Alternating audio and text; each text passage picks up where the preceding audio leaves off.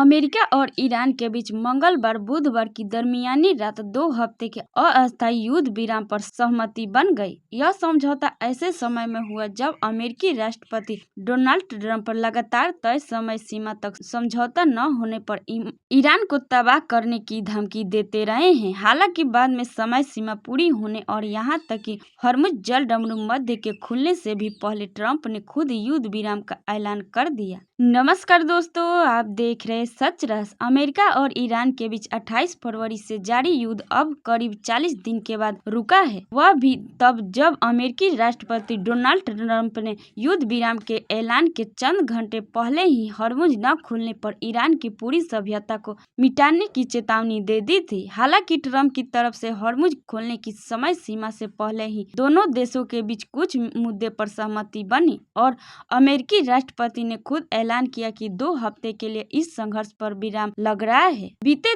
2-3 दिन में अमेरिका और ईरान के बीच युद्ध में काफी कुछ घटा है। जहां ट्रंप ने रविवार को ही ईरान को चेतावनी दी थी कि अगर वह मंगलवार रात 8 बजे तक तेहरान ने अमेरिका के साथ युद्ध रोकने के लिए समझौता नहीं किया तो अमेरिकी सेना निर्णायक कार्रवाई करेगी। ट्रंप ने साफ किया था कि ईरान के नागरिक ढांचों जैसे ऊर्जा संयंत्रों और पुलों को निशाना बनाया जाएगा। हालांकि इससे पहले ही पाकिस्तान से कुछ संदेशों के आदान प्रदान के बाद ट्रंप ने ऐलान कर दिया कि 2 हफ्ते का अस्थायी सीज फायर लागू होगा। अमेरिका और ईरान के बीच 2 हफ्ते का सीज फायर अमेरिकी समय अनुसार मंगलवार को लागू हुआ। यह भारत में अल सुबह समय था। इस युद्ध विराम की वजह से वैश्विक तनाव अस्थायी रूप से रुक गया है। यह समझौता अमेरिकी राष्ट्रपति डोनाल्ड ट्रंप की तरफ से एक समय सीमा से कुछ ही घंटे पहले हुआ, जिसमें उन्होंने ईरान को पूरी तरह से तबाह करने की धमकी दी थी। इस समझौते को संभव बनाने में पाकिस्तान, मिस्र और तुर्की ने भी एक भूमिका निभाई है।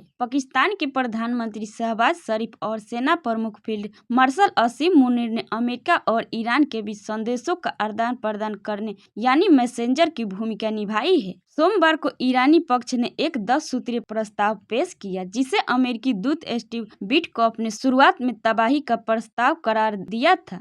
इसके बाद पूरे दिन संशोधनों का दौर चलता रहा, जिसमें मिस्र और तुर्की के देश विदेश मंत्रियों ने भी मदद की। ईरान के नए सुप्रीम लीडर मुज्तबा खमनोई ने इस युद्ध विराम को अपनी स्वीकृति दी। अमेरिकी मीडिया ग्रुप एक्सियोस ने पश्चिम एशिया के अपने स्थानीय सूत्रों के हवाले से बताया कि इजराइल की तरफ से लगातार हत्या के मंडराते खतरे की वजह से वह गुप्त रूप से संदेश वाहकों के जरिए टीम से संवाद कर रहे थे। विदेश मंत्री अब्बास अरागची ने बातचीत का नेतृत्व किया और ईरानी रिवोल्यूशनरी गार्ड्स कोर के कमांडरों को इस समझौते के लिए राजी किया। अमेरिका की शर्तें। राष्ट्रपति डोनाल्ड ट्रंप ने कहा कि उन्होंने 2 हफ्ते के लिए ईरान पर बमबारी और हमले रोकने का फैसला किया है। ईरान की शर्तें। ईरानी विदेश मंत्री अब्बास अरागची ने स्पष्ट किया कि अगर ईरान पर हमले रुके तो ईरानी सेना भी अपने सैन्य अभियानों को रोकेगी। अमेरिका की मांग। ट्रंप की मुख्य शर्तें यह थी कि ईरान को वैश्विक व्यापार के लिए महत्वपूर्ण हॉर्मुज़ जलडमरू को पूरी तरह से तुरंत और सुरक्षित रूप से खोलना होगा।